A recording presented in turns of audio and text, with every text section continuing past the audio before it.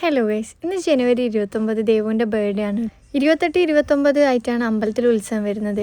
ഉത്സവത്തിൻ്റെ ഇടയിലൂടെ ഞാൻ എൻ്റെ കുറച്ച് ഫ്രണ്ട്സും ദേവുവിനൊരു സർപ്രൈസ് സെറ്റ് ചെയ്ത് അവൾ ശരിക്കും ഞെട്ടിപ്പോയിട്ടോ. പിന്നെ ഞങ്ങളെല്ലാവരും പാടെ ഒരു കേക്കൊക്കെ കട്ട് ചെയ്ത് അതങ്ങനെ കഴിച്ചു. ഉച്ചയായപ്പോൾ ദേവുവിൻ്റെ ഫ്രണ്ട്സായ ഗായത്രി അക്ഷയും വീട്ടിൽ വന്ന് അവർ കുറച്ച് ഗിഫ്റ്റൊക്കെ കൊണ്ടു കൊടുത്തിട്ടോ.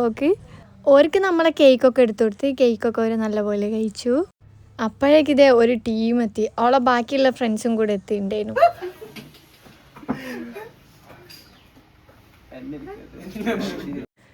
പിന്നെ ഞങ്ങളെല്ലാവരും ഫുഡ് കഴിച്ചു. നല്ല അടിപൊളി മന്തിയായിരുന്നു. റെയ്താനായിരുന്നു കഴിച്ചത്. നല്ല മന്തിയായിരുന്നു. അമ്മ ചെമ്മണ്ണൂർ ജ്വല്ലറിയിലാണ് വർക്ക് ചെയ്യുന്നത്. അപ്പോൾ ഞങ്ങൾ അവിടുന്ന് ഒരു കേക്ക് ഒക്കെ മുറിച്ച് ഒരു ബർത്ത്ഡേ സെലിബ്രേഷൻ സെറ്റ് ചെയ്യാൻ വെച്ച്.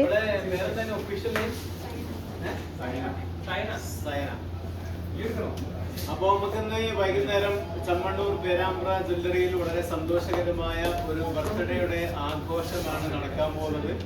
മറ്റാരുമല്ല, നമ്മളോടൊപ്പം എല്ലാ സമയത്തും നമ്മുടെ സ്റ്റാഫായ പ്രമീളേച്ചിയുടെ ഇളയ മകൾ സയനയുടെ ബർത്ത്ഡേ ആണ് ഇവിടെ ആഘോഷിക്കപ്പെടാൻ പോകുന്നത്.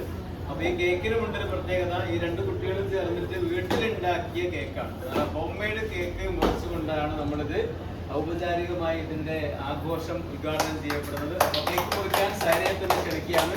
Happy birthday to you, happy birthday to you, happy birthday to you, happy birthday.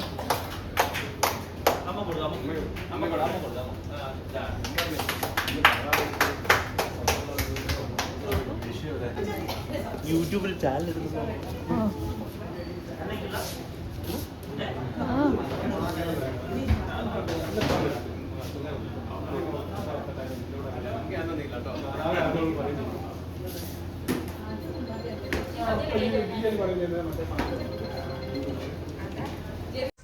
വൈകുന്നേരം ആയപ്പോൾ അപ്പേട്ടൻ വീട്ടിൽ വന്നിന് കേട്ടോ. അപ്പേട്ടൻ ഒക്കെ ഒരു ഗിഫ്റ്റൊക്കെ കൊടുത്തു. ഈ തവണ ദേവുവിൻ്റെ ബർത്ത്ഡേക്ക് കുറേ ഗിഫ്റ്റ് കിട്ടിക്ക്. 20ാമത്തെ ബർത്ത്ഡേ ആയതുകൊണ്ട് 20 ഗിഫ്റ്റ് ഞാൻ തന്നെ കൊടുത്തു. പിന്നെ ഞങ്ങൾ നേരെ ബൈപ്പാസിൽ ഒരു ചായക്കടയിൽ പോയി അവിടുന്ന് ഒരു ബർത്ത്ഡേ സെലിബ്രേഷൻ സെറ്റാക്കി.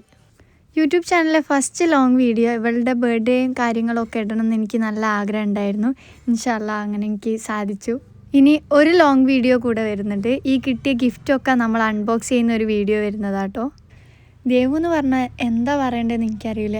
ഇവള് വയസ്സിന് എൻ്റെ ഇളയതാണ്, പക്ഷെ പല സമയത്തും പല സിറ്റുവേഷനിലും ഇവളെൻ്റെ മൂത്തതായിട്ടാണ് എനിക്ക് തോന്നിയത്.